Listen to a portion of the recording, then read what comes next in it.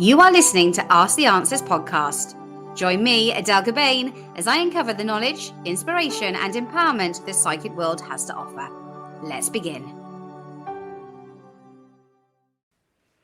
Hello, everybody, and welcome to Ask the Answers podcast with myself, Adele Gabain. And on today's show, we have one of our psychics joining us with a huge amount of talent and guidance and many stories to tell you today. We have the lovely Morgana joining us. Hello. Hi, everyone. Hi, thank you, Adele. Thank you for introducing me. Hope everyone is well today. Yes, very well. How are you? Yeah, very well, thank you. Looking forward to the Christmas kind of month and kind of getting in the vibe now, in the mood. Do you like Christmas? I do actually. I think it has intention behind it. You know, if you're around the right people, if you've got a good intention for it, you know, I've already started sort of celebrating. So have you? Yeah. Love that. Well, I did put up loads of decorations outside and the wind has just blown them all to pieces. I'm just like, no, I know. But for those that can see, I have got my Christmas jumper on today, so I'm getting in the mood. It sometimes sort of comes around so quickly. You think you've got ages, and then suddenly it's like panic station. It's like, oh my god, I need to get this, I need to get that. yeah. You're like, oh my god, like I have no time left, and I know. So quick, doesn't it? But I think that's all the build up and the fun to it, isn't it? Everything being a bit chaotic and then settling down, eating lots, drinking lots, and having a good time. Absolutely. Bring on the party. Absolutely. Well, let's talk a little bit about, well, not a little bit, we've got loads of time to talk about, you know, your life as a psychic. Where did it start and how did you know you had this psychic ability? Oh, thank you. Yeah, I actually have always been very naturally intuitive as a child. I remember just always being very aware of like subtle energies and being able to sort of really read people. And although I didn't know I was psychic at the time, I look back and I realised I was always the sensitive kid at school. I was always the one that was really emotional, and you just kind of just used to just perceive energies all the time. Didn't really understand why. I just thought everyone was like that. Clearly not. And it was only later on in life I rediscovered my psychic abilities through diving into theta healing and you know, holistic therapy, and just going through my own personal journey of anxiety and depression and things. And this got me to kind of look back and start questioning myself. Well, why am I feeling this way? And I kind of got on the path of healing and spiritual work and diving into spirituality and intuition and psychic ability. And that's when everything started to kind of awaken itself again, I would say. It was like revisiting that.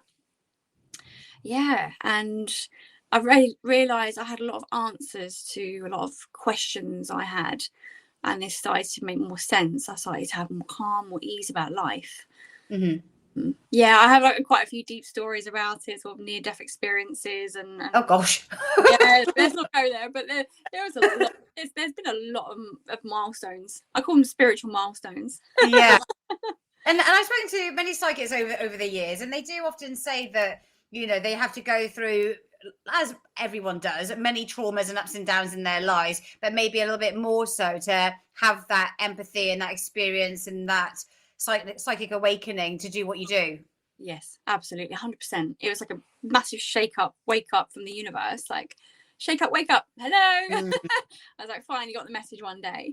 And then actually I found joy in learning about this, because I remember going to like a mind body spirit fair once and looking at all the people who were doing like psychic readings. I was like, I'd love to be able to do that. That looks so fun and so cool.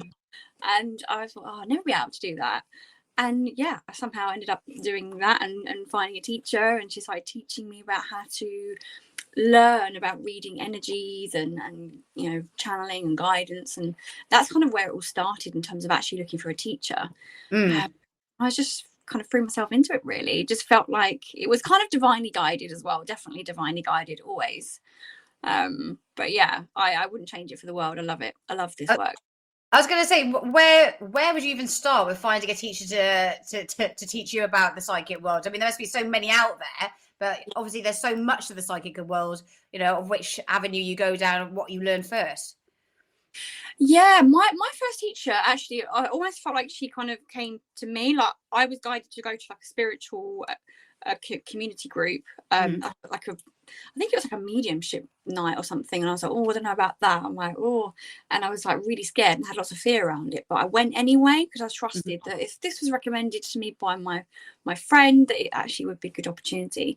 So that's how I met her, and I was with her for a little while. But I think through my whole life, I have had different teachers, and just been sort of divinely guided to the next person, and kind of just gone on that journey of just trusting the guidance that you go through. And every teacher offers you something different and something and that's how you learn, and you just grow through your journey.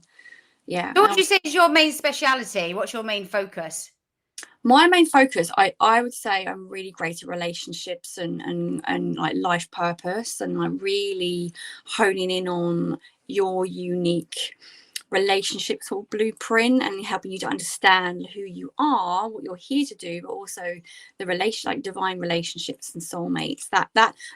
Those areas, I've found that I really enjoy that, and people come to me mainly for those things. So that's my kind of speciality. But I would also say that I'm really good at like random things like remote viewing and finding objects, and sometimes really that too. Oh, that's good to know, with all the wrapping paper that comes at Christmas time and you lose things. That's true. It's a really expensive ring that I just got, gave my girlfriend. Gosh. Talking about sort of direction in life, has there been a point in your life where, I mean, you said about growing up, feeling a bit lost. Have you ever felt that, I just don't know what I should be doing, where I should be going, where I should be heading? And if you have felt like that, what got you back on track or got you on a route? Yeah, I think there's been quite a few times when I felt very lost, confused, like what am I actually doing again? Like, what is my purpose here? And the question of it.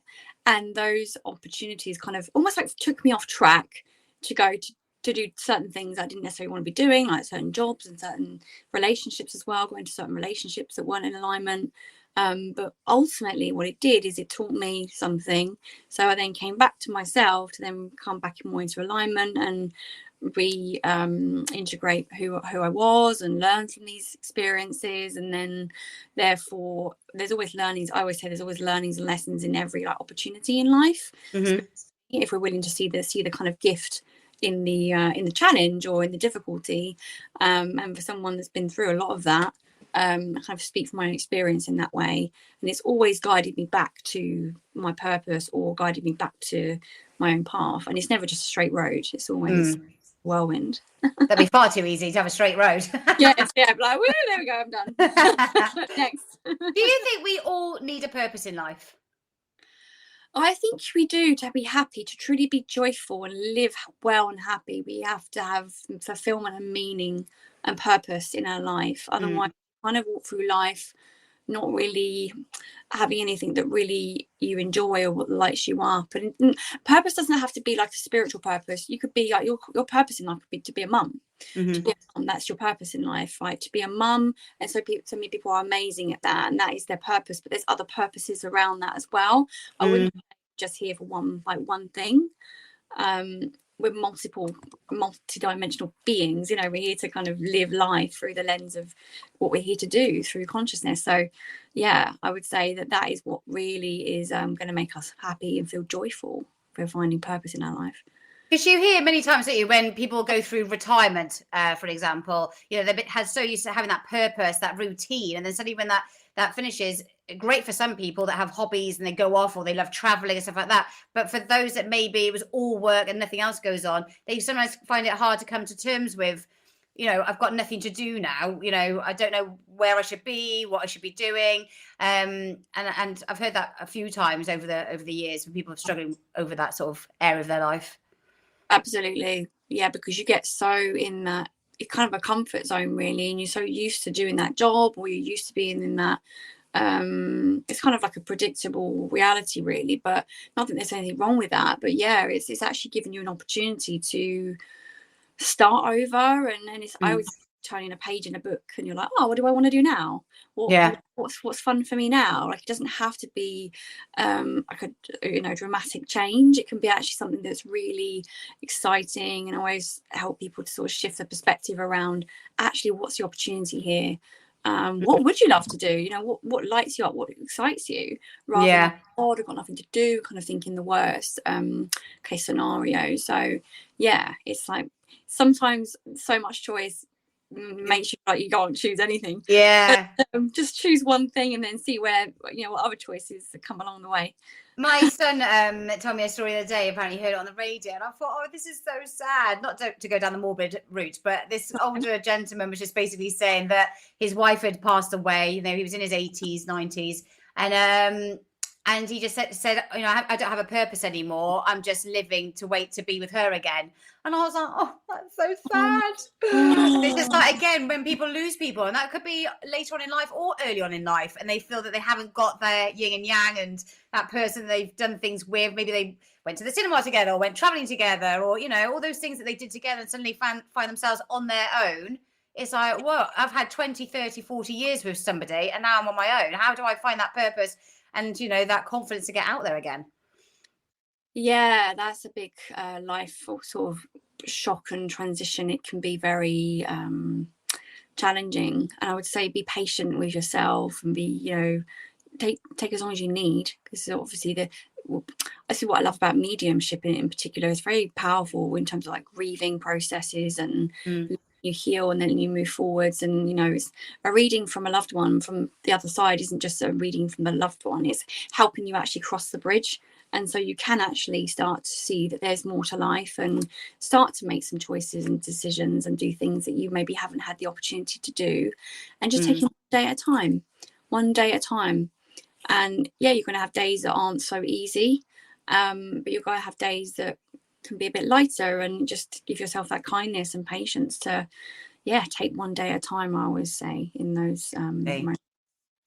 So going back to, you know, again, finding your purpose and direction, when you tune in to a person on the phone lines, where would you start with something like that? You know, how if my friend said, Adele, I really need some direction, I don't know what I'm doing in my life, and I say, hey, get on the phone, speak to Morgana, I'm sure she can point you in the right direction. How would you do a reading? How does that work? Thank you. Yeah. So what I normally do is just get permission to kind of energy scan the person, and just connect into the energy of the person for a moment. And then what I normally get is interpretations or visuals and images, and sometimes symbols and messages that come through that I have to somehow put into some form of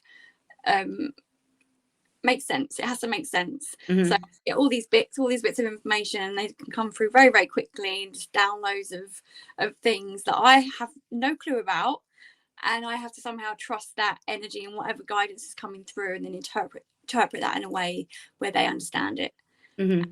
I will just share. It's like a stream of consciousness. It's just a stream of information, and then they will process that, and then they may have questions for me, and then I can just tune into specifics with any questions that they have around certain topics or certain situations or scenarios. And then what I can actually do is use my clairvoyance, which is my seeing ability to see and predict future outcomes.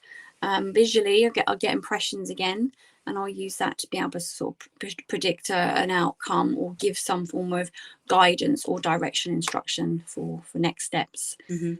So is it important for you to have real specific details and something that only that person would know? Because lots of people that are brand new go, oh, it's quite general readings. You can just make it fit. You know, that's quite a sort of stereotypical thing that somebody who doesn't have readings might say. Yeah. You can. What I've always realised, when people ring up and they're going, "Can you just give me a general reading?" They're going to get a general reading because they've asked for a general reading.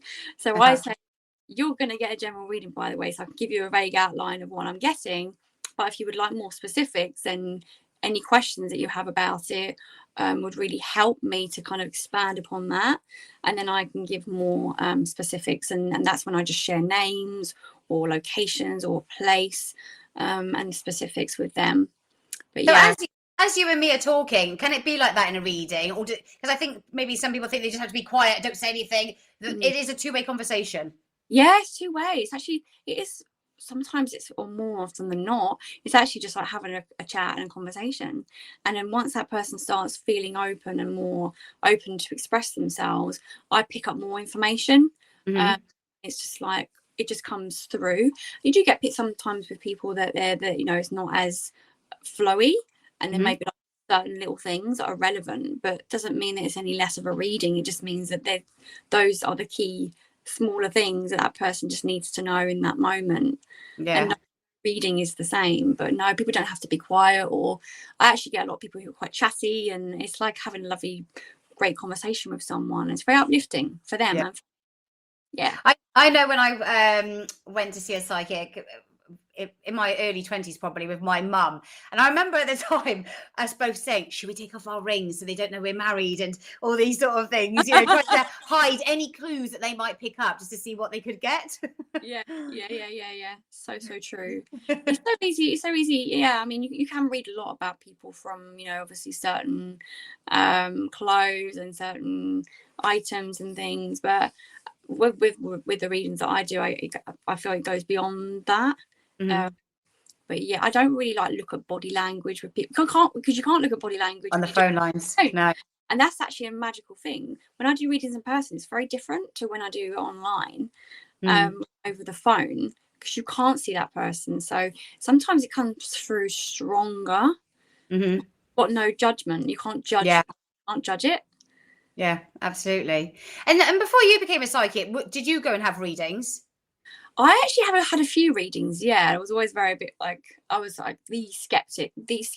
I didn't believe in anything other than just this what was going on, and I didn't really believe in any of it. But through my own journey, I had to start kind of believe, because there was just too many synchronicities and things that made me realize there is so much more. And I did go for readings, and it did help me to open my eyes to so much more. It's pretty amazing, really. And spiritual, and I'm very like connected, so it's something that I resisted a long time, I feel, but I'm glad I now embrace it. No. What was it? Can you get a general feel for it when people are new, when they're coming through for their first reading?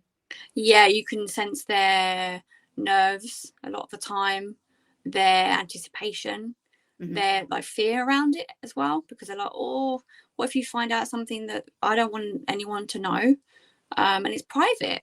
But I would say, well, that our phone lines are a safe space for you to share, or, you know, for you to be heard without any judgment. And we're not here to judge anyone by whatever's going on in your life. So you do sense that. I do sense there's, you know, can be. And there's other people that just go fully and they'll tell you the whole life story, and that's okay. Yeah.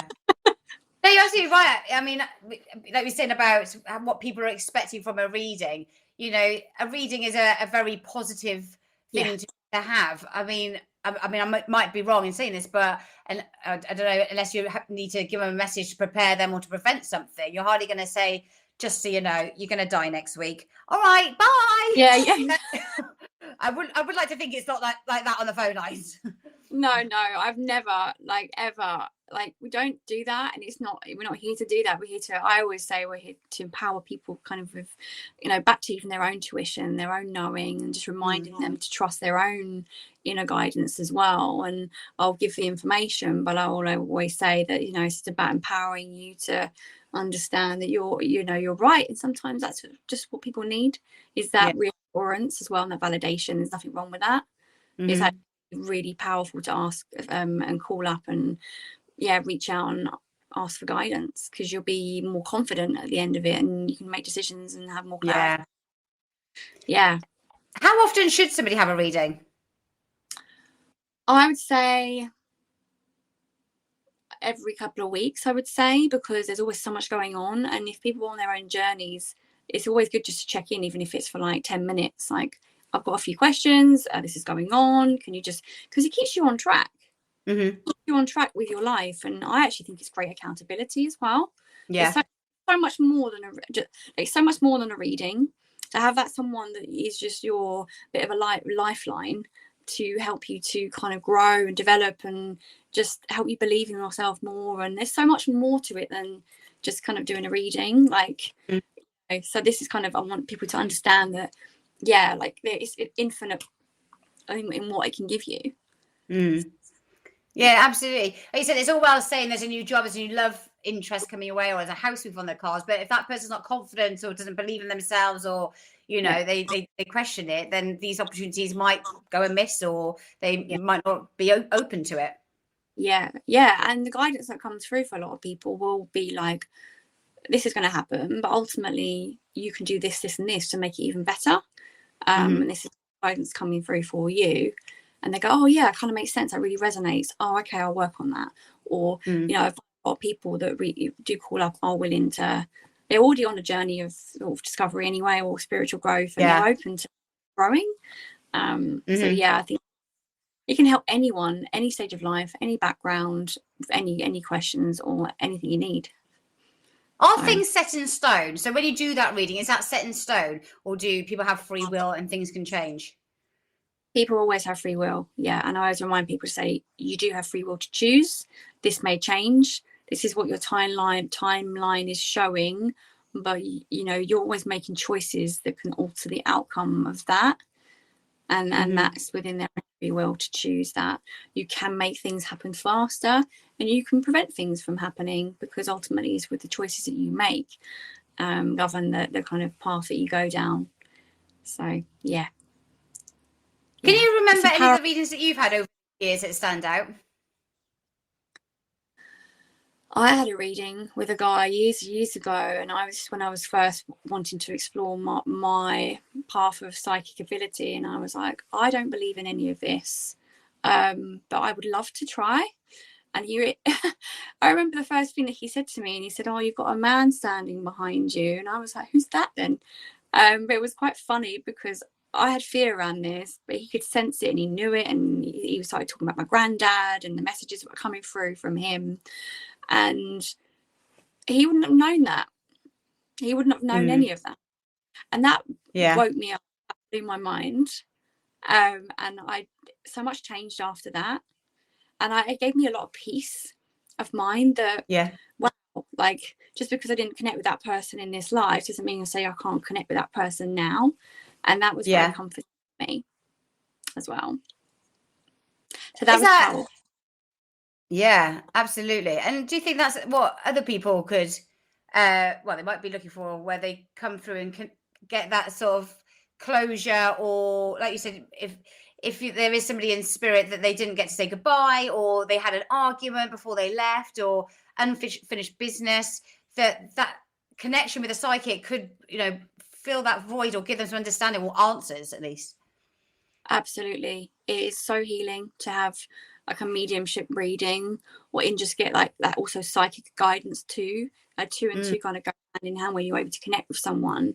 It can give you so much peace. It's a catalyst to helping you move forward in your life. Yeah. And taking you out of grief and into happiness and really finding your purpose. Yeah. That's what I've found. And a lot of people are like, wow, I'm so glad I actually called today. I wasn't going to ring you, but I'm glad I did. So, do people have to ask for mediumship, or does that just come through within a reading? They don't often ask. Some people don't really know about that so much, but it comes through if it's meant to be. There have been people that have said, oh, I wonder if you could connect with, you know, a certain someone. And sometimes little bits of information have come through, and other times lots of information have come through, depending on how open they are to it as well. So I try to, you know, be open to whatever is really coming through for that person. So you can't necessarily pinpoint one person. So if somebody came through, like I suppose even going to a mediumship evening, everyone goes to a mediumship evening in, you know, because they really want to probably get a message. That's why they're going there. I hope I get a message. And I know that some of my friends have come away thinking, oh, I didn't get a message. I'm a bit disheartened, a bit disappointed. Well, why did they not get messages? They don't often get messages because either it's just not the time, it's not the right divine timing for them to connect, or that person might not be fully ready to receive something as well, even though they feel like they may be, but there is some probably resistance to it. So I found that when I was resistant to having spirit come through, like, for example, my nan and my auntie years ago, I really wanted them to, but part of me didn't believe it. Only more recently they've started coming through, and I felt them around, and because I'm more receiving of it. So work on your level of receiving and trust with that, and it will come through in the right divine time. Don't give up on going to these evenings. Like, keep going. Yeah. disappointed if it doesn't happen, because they're still out there, but you just have to kind of, it's about you also being able to kind of receive those messages as well. You said when you were first starting out and you went to like a mediumship evening, you were hesitant about that. What was it you were finding hesitant about going to a mediumship night? I didn't believe it. I was like, they're just making it up. It's just like, it's a lot of conditioning, a lot of beliefs I had, a lot of conditioning I had, what I've been brought up with, and I just didn't believe in it. A big part of me wanted to, and I knew that there was more, but my mind was saying, no, this is not true. This is impossible. So that impossibility created the kind of impossibility, really. You know, you kind of create in your life what you think, what you feel is like a vibration you put out. And yeah, none of those times did I ever receive any messages from any loved ones, but other people were. So I experienced what was going on, and I could feel it, and I knew, and I had a feeling, and I knew it, that they wouldn't have known. And it's amazing, so amazing. Is that something you do now, or do you mean just work on the phone lines doing readings, or do you go out and do live events? I do go out and do live events as well. Yes. So I do both. I do healing work as well as a theta healer, and I also basically just teach people how to access their psychic abilities and connect to their purpose as well. And I love working on the lines, and that's a big part of what I do. You know, it means I can help more people who are feeling like I'm lost and stuck. So yeah, I kind of remain open in what people need. When's the right time to connect with your psychic ability? You know, is it later on in life, or can you do it at any age? You can do it at any age. I would say the children of these days seem to be more psychic and more aware than, so when I was their age. And I've noticed there's a kind of expansion in kind of consciousness in kids these days. So there's a lot of children kind of being born that are more like aware and with their psychic abilities. And I've really noticed that.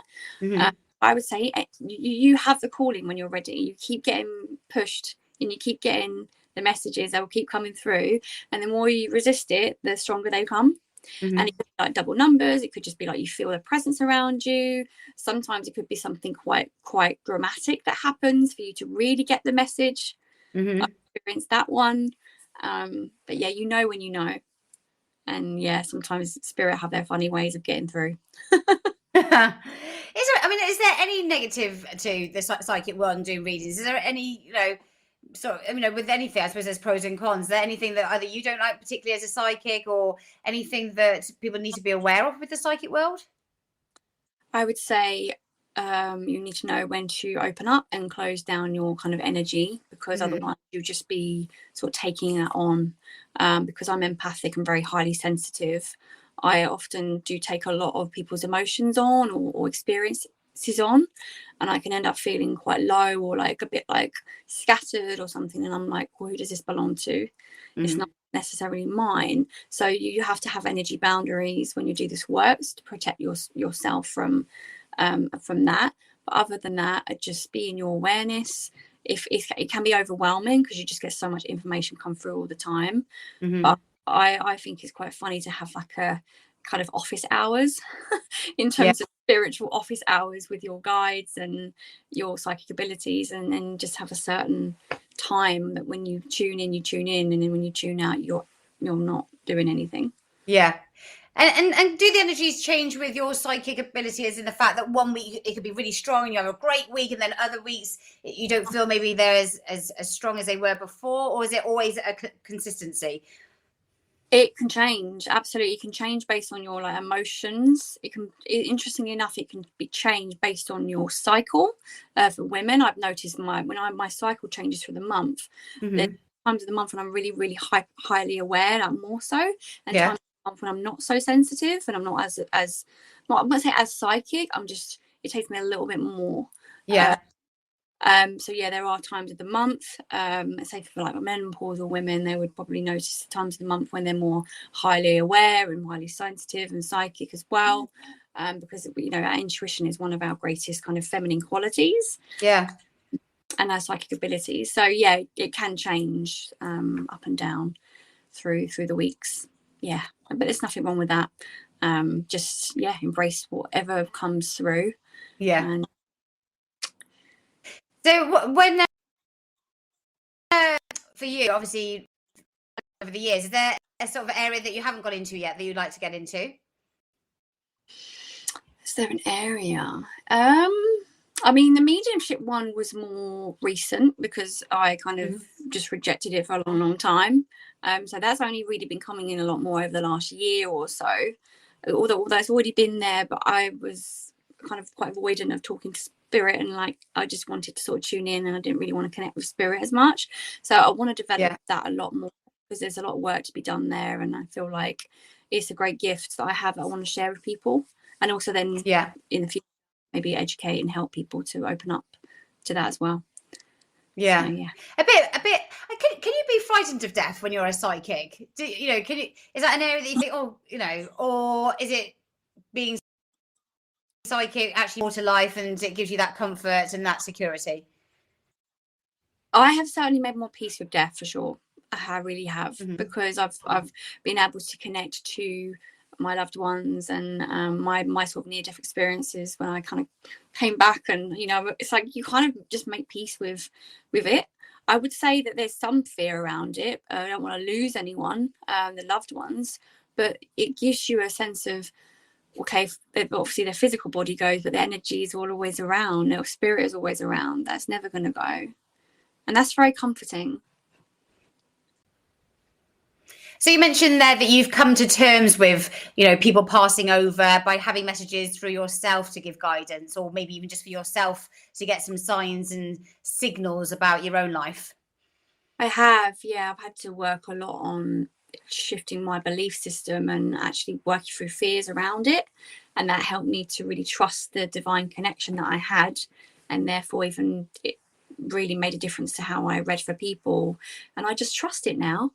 And it's a lot easier than it used to be. So it's a great thing when people kind of ask for it as well. So what would you say then to people, again, maybe they're new, they've never had a reading before, they want that direction, maybe they want a message from a loved one, but they're still holding back a little bit?